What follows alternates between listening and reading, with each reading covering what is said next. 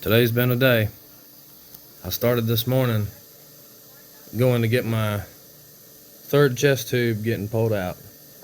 I don't know if we're going to have to put you all the way to sleep or not, but we're going to have to go in there and get it because there's a big piece of it still in there. It just sucks. So here we are, kind of starting all over again. Yep, fun times, huh? Lucky me. Everybody wants to be me. I'm so lucky. There's the edge on me. Oh, I'm just going down my road. I didn't know if I was alive or dead. I know you hated that. I love you. I love you. Oh, I'm so I know you're in a lot of pain. It hurts so bad. It's unreal. Oh my god. Just breathing hurts so bad.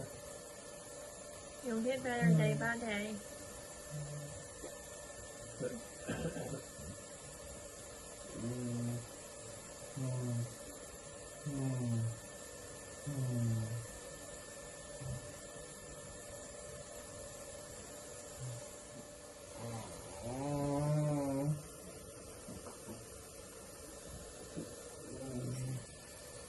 They're not able to get on through IV?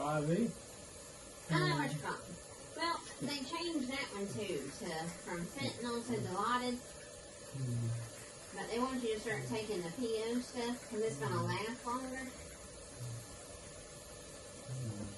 Yes, sir.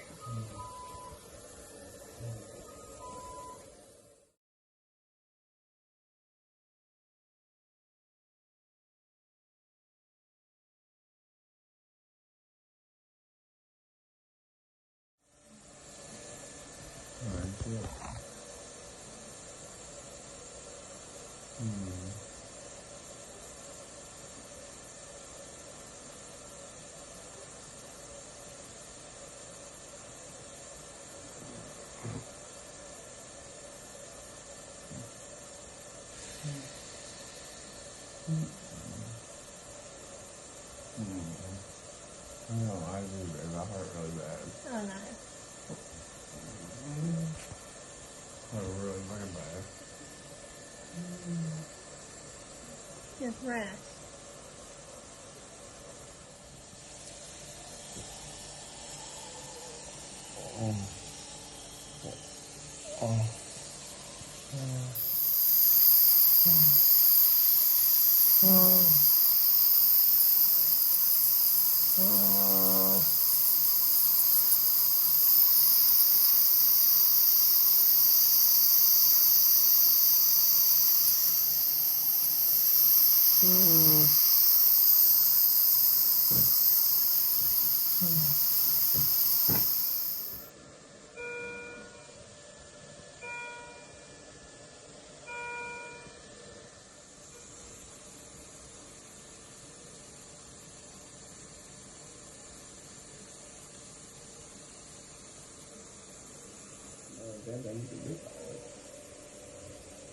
You can't breathe?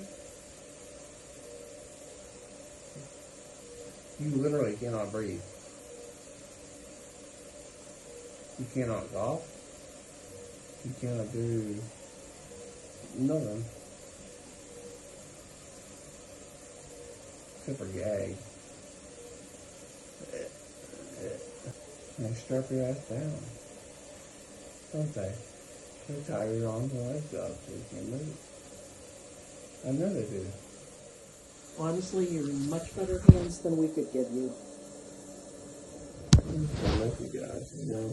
You're going to miss your wifey, but you're not going to miss me. So. I'm gonna miss talking to somebody that I know. It's only going to be a night, and maybe 2 nights.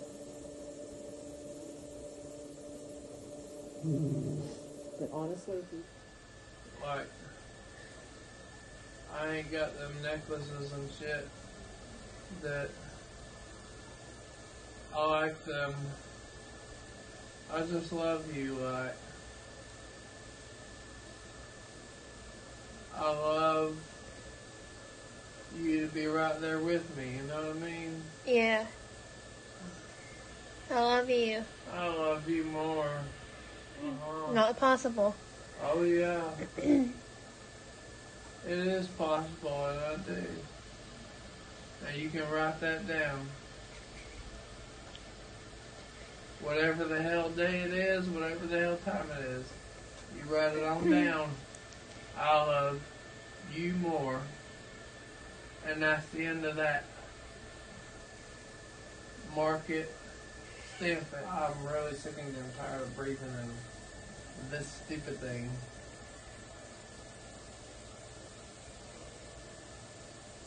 So every time I take it out, it starts hollering at me, saying that I ain't breathing. Yeah, I'm breathing alright.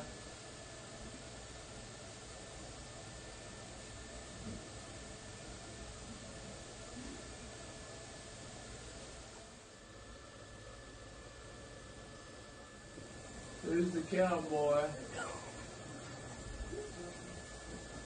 I guess.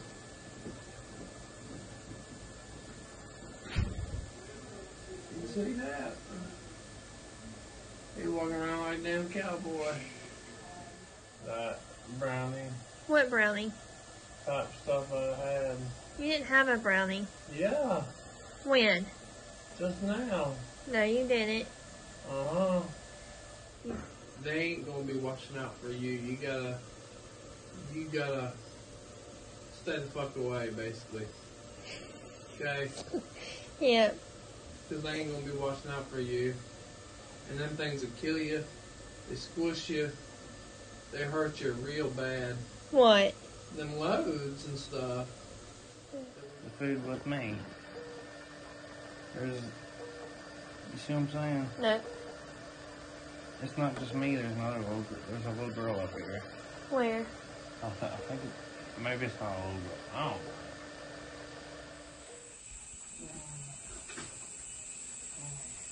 You alright? Mm-hmm. Do your legs feel weak? Yeah. Hold on a minute. Okay. One of these tables is. You got it. Hold on. That I had today, that older guy. Bitch and whining. Oh, this, oh, that. Over a freaking $1.50 worth. Oh, it's like that. Alright, let me put it this way. They got this dude up here raising hell about $1 worth of biscuits, more or less. Yeah. But they just give the man the money and tell him to go on about his business. But no, they want to give him the hard time instead. He don't take it.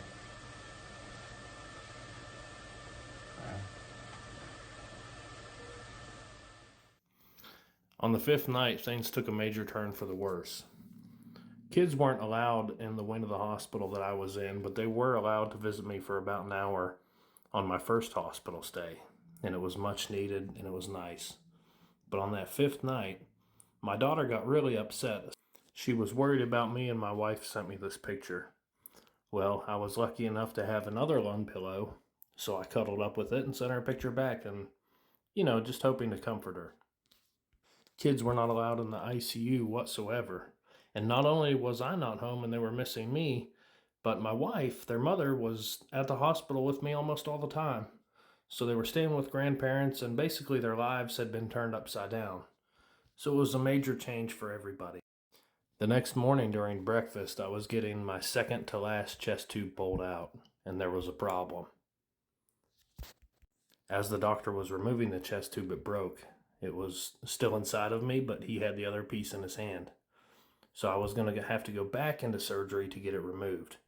I was terrified. I had just gotten over this whole experience with the ventilator and the trauma of coming into consciousness with the ventilator and all the things that went with it. So I was absolutely terrified. I was beside myself, freaking out. She wasn't there. I was trying to hurry up to rush her to get ready because I was told, I was going to be rushed back into surgery. That's what I knew. Today's been a day. I started this morning going to get my third chest tube getting pulled out, which would leave me with one more, which they would pull out tomorrow. And then I'd have a pretty good chance of going home sometime soon once I get my pain kind of under control, because my chest tubes was done. Well, when the doctor grabbed a hold of it and started pulling on it, it hurt real bad. I said, "Doc, this is hurting." He said, "All right, well, we about to be done.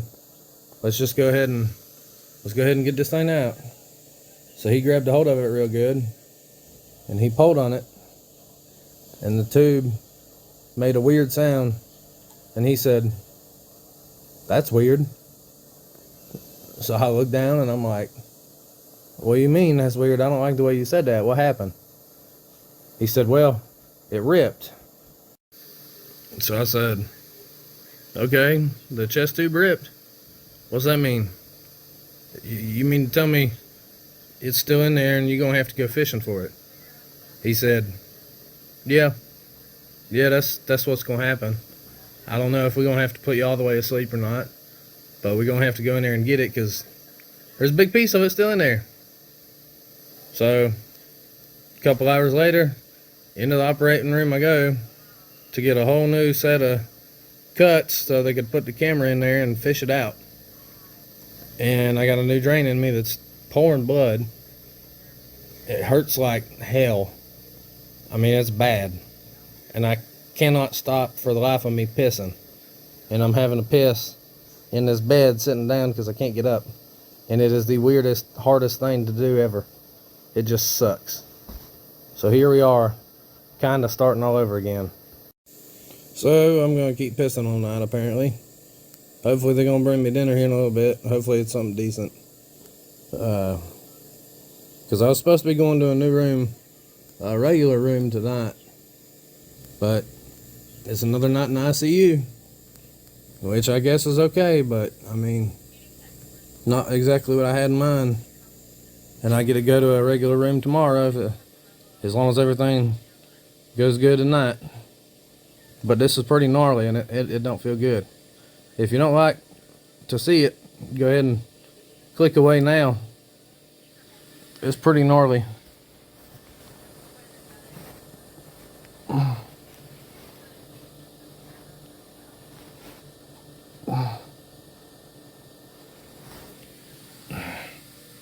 Yep, fun times, huh? Lucky me. Everybody wants to be me. I'm so lucky. As much as I hated this, it was once again a God thing. As it turns out, I developed a massive blood clot around my heart, which could have been fatal.